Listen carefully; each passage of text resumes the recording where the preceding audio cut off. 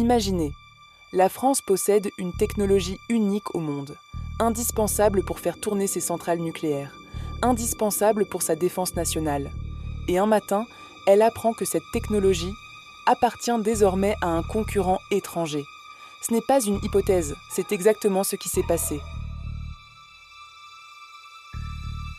En 2013, Alstom, c'est 93 000 employés dans le monde, des turbines dans 90 pays et surtout une pièce maîtresse que personne d'autre ne sait fabriquer.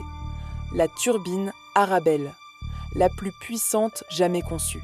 Celle qui fait tourner les réacteurs nucléaires français et ceux de nombreux autres pays.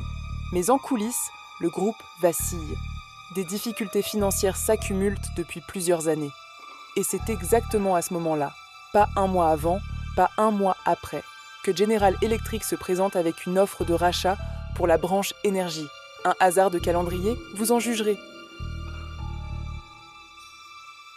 Avril 2013, Frédéric Pierucci, cadre dirigeant d'Alstom, est arrêté à l'aéroport de New York par le FBI. Le motif ? Des faits de corruption dans le cadre de contrats obtenus en Indonésie des années auparavant. Il sera condamné et passera plus de 2 ans en détention américaine, pendant que General Electric négocie le rachat de son entreprise. Coïncidence ? Plusieurs autres dirigeants d'Alstom se retrouvent dans des situations similaires au même moment. Pierucci lui-même, dans son livre « Le piège américain », décrit ce mécanisme comme une forme de pression organisée, une thèse que les autorités américaines ont naturellement toujours contestée.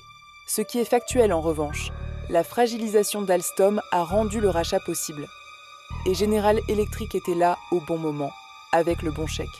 Mais ce que la France n'avait pas vu venir, c'est que ce rachat allait lui coûter ses clés les plus précieuses. Si vous voulez comprendre comment la France peut reprendre son destin en main, rejoignez l'aventure. Abonnez-vous pour ne manquer aucun des prochains dossiers de Finépal. Ensemble, on ne laisse plus ces histoires tomber dans l'oubli.